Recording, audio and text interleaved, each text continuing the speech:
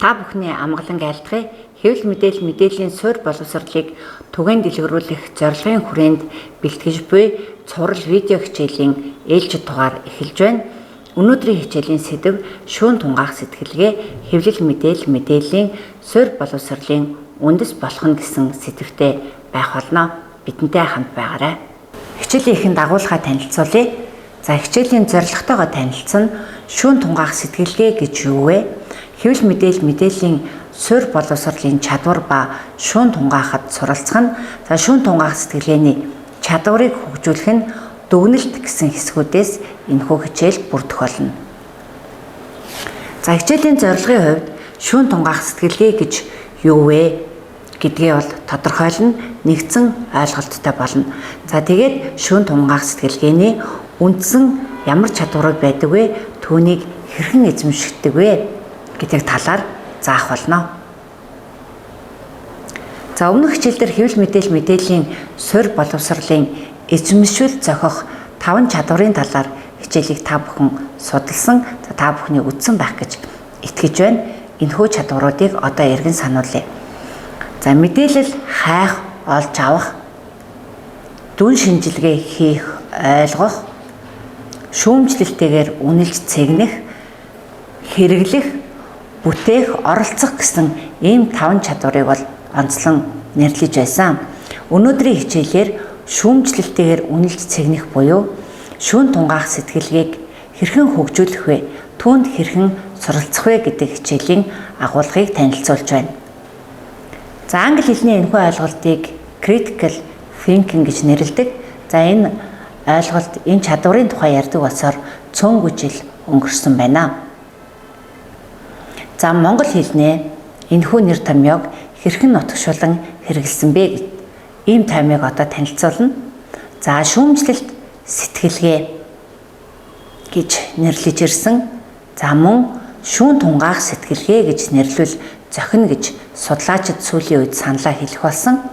За мөн нийгмийн мэдээллийн сүлжээнд ултай сэтгэх сэтгэлгээ гэж судлаачид тодорхойлсон нь бий. Тэгэхээр эдгээрийн яг аль нь critical thinking юм бэ гэдэг асуудалтай бид нар тулгарч байгаа юм. За шүүмжлэлт сэтгэлгээ гэдгийг иргэд маань альва нэг асуудалд шүүмжлэлтэй хандах чадвар юм а гэж ойлгодог.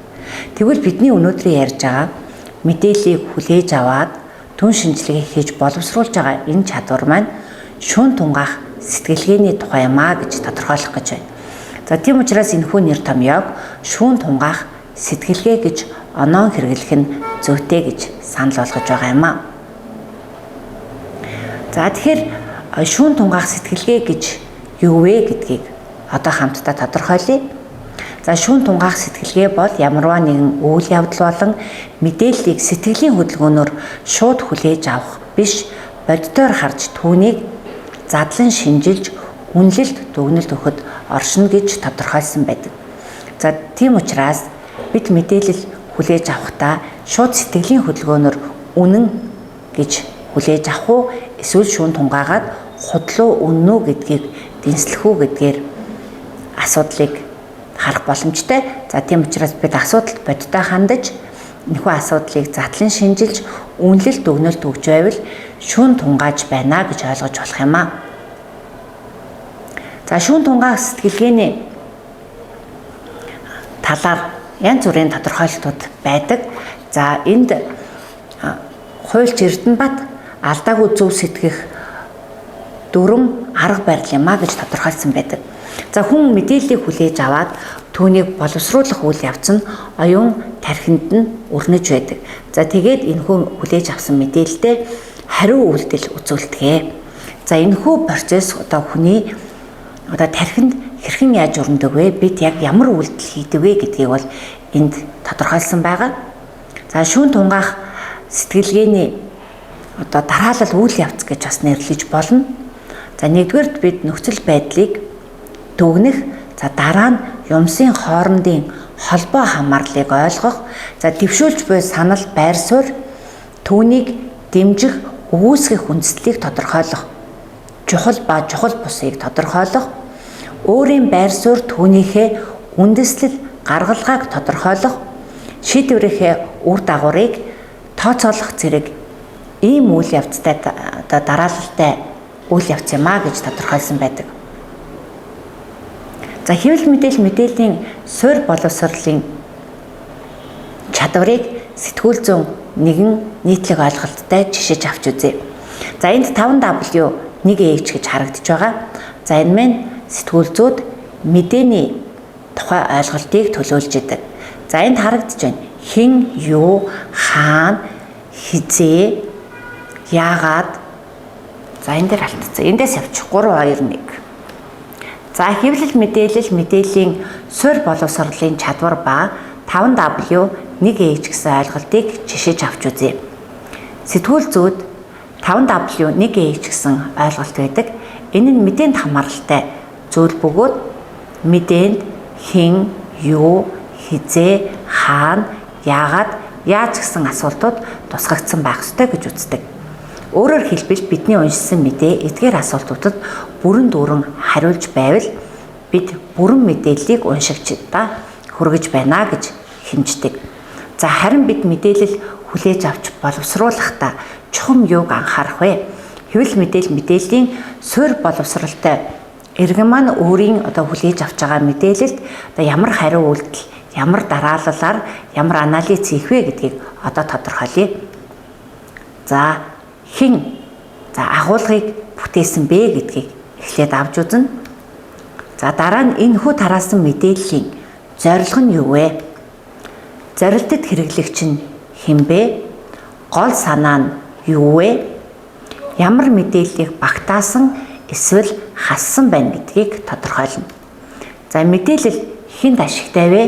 Хэнд ашиггүй вэ гэдгийг ч тодорхойлоход суралцах ёстой. Хичээлийн эхэнд бид өдөр тутамдаа маш их мэдээллийг хүлээн авч үзэж, боловсруулж, шүүн тунгаадаг гэдгийг дурдсан. Нийгмийн мэдээллийн сүлжээнд хүлээж авч буй мэдээллийн дийлэнх хувийг видео контентууд сурталчилгаа эзэлдэг. За хэрэглэгчид голдуу богино хэмжээний видео үздэг болсонтой холбоотой юм а. Одоо нэгэн сурталчилгааны видеог хамтдаа үзье. Тэгэхээр мэдээллийг хэрхэн дүн шинжилгээ хийх вэ гэдэг дадлагыг хамтдаа хийцгээе.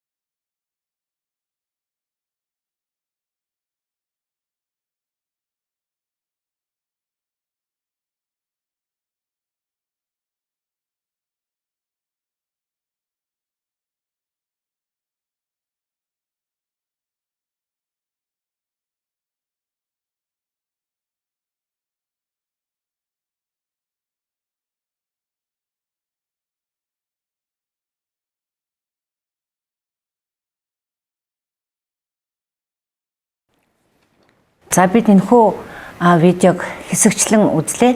За тэгэхээр эрүүл оюутан Монголын ирээдүй гэсэн витамин жуултын аяны хүрээнд энэхүү цуврал видеог бэлтгэсэн байна. Энэхүү сурталчилгааны нэр нь витамин гэж юу вэ гэсэн нэртэй байгаа. Тэгэхээр үүнийг хэн бүтээсэн бэ гэхээр анагаах ухааны шинжилгээ ухааны үндэсний их сургуулийн оюутны холбооноос бүтээсэн байна. За хэнд зориулж энэхүү агуулгыг бүтээсэн бэ гэвэл оюутнуудад зориулсан байна. За эрүүл оюутан Монголын ирээдүй гэдгээс энэ нь харагдаж байгаа юм. Тэгэхээр витамины ашиг тусыг энэхүү сурталчилгаанд сурталчилснаар эдгээр оюутнууд маань өөрийн биед хэрэгцээтэй витаминыг уух, эрүүл байх үндэс бүрдэх юм а гэдгийг энэхүү агуулгаас харж болохоор байна.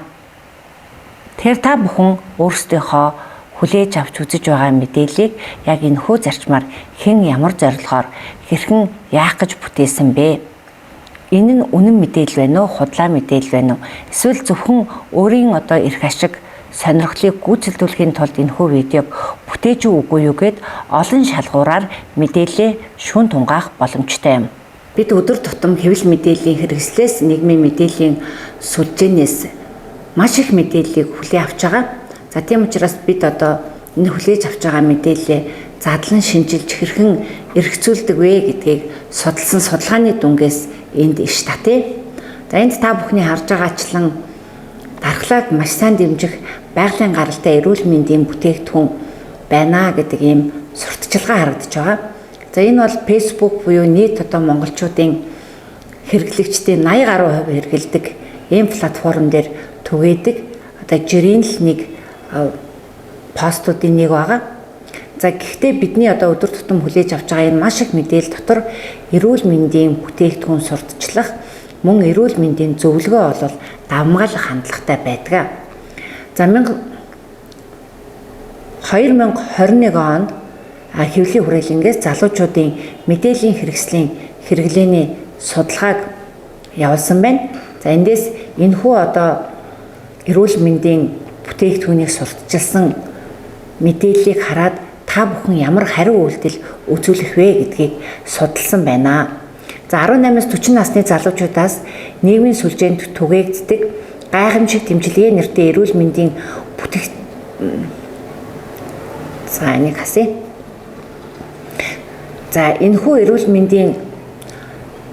энэхүү эрүүл мэндийн бүтээгдэхүүний сурталчилгаанд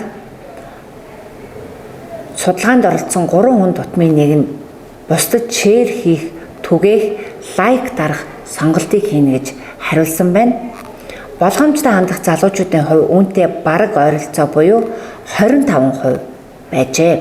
Үүнээс 9% нь худлаа байж магадгүй учраас бусдад анхааруулна. За 16% нь өөр сайтаас нэмэлт мэдээллийг хайж үзнэ гэж хариулсан байна. Харин судалгаанд оролцсон 10 хүн тутмын нэг нь ямар үйлдэл хийхээ мэдэхгүй байна гэж хариулсан байна. Эндээс бид мэдээлэлд ямар хариу үйлдэл үзүүлдэг вэ? Нийтлэг дүр зураг маань ямар байдаг вэ гэдгийг харж болохоор байгаа юм аа. За шүүн тунгаах сэтгэлгээний чадварыг хөгжүүлэх нь тодорхой үе шаттай үйл ажиллагаа байдаг. Эхлээд ажиглалт хийхийг зөвлөдөг. За юуг ажиглах вэ гэхээр хүлээж авч байгаа мэдээллийнхаа их сурвалж нь ямар их сурвалж байна вэ? Найдвартай юу? Албан ёсны хэвлэл мэдээллийн хэрэгслээс түгээсэн байна уу? Эсвэл дулаан шуугаан хандлт авах гэсэн пэйжүүдийн худал мэдээлэл байна уу гэдгийг бид нар ажиглана. За тийм учраас түгээж байгаа мэдээллийн хувьд их сурвалж найдвартай байх шаардлагатай байдаг. Тийм учраас бид нар их сурвалжийн тухай ойлголтоо нэмэгдүүлэх хэрэгтэй байдаг. За дараа нь энэхүү мэдээлэлтэй дүн шинжилгээ хийн. Үнэн үү, худлаа юу? Энэ мэдээллийг хэн ямар зорилгоор түгээсэн байж болох вэ зэргээр бол дүн шинжилгээ хийнэ. За хүн тухайн мэдээллийг хүлээж аваад өөрийн гэсэн итгэл үнэмшил бодолтой байдаг. За харин бусад хүмүүс ямар бодолтой байна вэ гэдгийг бол нээлттэй сонсож сурах нь чухал гэж зөвлөх гэж байгаа юм. Яагаад гэвэл таны бодол зөвч байж болно, бурууч байж болно. Мөн танаас өөр бодолтой хүмүүсийг та хүлээн зөвшөөрч сурах шаардлагатай болдог. Тийм учраас энд асуудалд нээлттэй хандаж байгаарай гэж зөвлөх гэж байгаа юм. За энэхүү мэдээлэлээ боловсруулж дүн шинжилгээ хийсний дараа гаргалгаа олдог. За энэхүү мэдээлэл нь зөв үү, буруу юу, хэн ямар зорилготой түгээсэн бэ гэдэгт дүн шинжилгээ хийснээр энд итгэж үнэмшиж болох уу, үгүй юу? Мөн өөрийнхөө ажил болон амьдралтай холбоотой ямар нэгэн гаргалгаа шийдвэр гаргах уугүй юу гэдгээ шийднэ. За хэрвээ энд асуудал байвал асуудлыг хэрхэн шийдвэрлэх вэ гэдгийг дараагийн үе шатн дээр хэрэгжүүлдэг. За хамгийн сүүлд нь бол харилцаа, холбоо тогтоох ийм үе шатуудтай байдаг. За эдгээр үе шатуудад эзэмшүүл зохих чадваруудыг та бид эзэмшснээр хэвлэл мэдээллийн суурь боловсрол бүхий иргэн болох юм аа. Тэгээ ийм иргэдийн тоо нэмэгдэх юм бол бид худал дэгс мэдээлэлд итгэж үнэмшдэггүй чанартай мэдээ материалыг анхааран уншдаг хэвлэл мэдээллийн чанартай хэрэглэгчдийн тоог нэмэгдүүлэх зорилготой юм аа. Ингээд хичээлийнхаа төгсгөлд шүүн тунгаах сэтгэлгээг эзэмшснээр ямар чадвартай болох вэ гэдгийг дүгнэе. За хэлэлцүүлэг маргаанд голыг нь олсон товч тодорхой асуулт тавих, за цуглуулсан мэдээлэлд түшиглэн үр дүнтэй тайлбар өгөх, мэдээлэл болон мэдээллийн их сурвалжийг ялган таних, мэдээлэл харилцааны үр дүн хүмүүст ямар үр дүн авчрахыг тооцоолох, хэвлэл мэдээллийн нөлөөг таньж мэдэж задлан шинжлэх чадвартай болно. Өнөөдрийн хичээлээр шүүн тунгаах сэтгэлгээ гэж юу вэ? Шүүн тунгаах сэтгэлгээний чадваруудыг хэрхэн эзэмших вэ? Нийгмийн мэдээллийн сүлжээнд тарж байгаа мэдээлэлд ямар хариу үйлдэл үзүүлэх вэ? Хүлээж авч байгаа мэдээлэлээ хэрхэн чанаржуулах вэ зэрэг сэдвээр хичээлийн заалаа анхаарлаа хандуулсан та бүхэнд баярлалаа.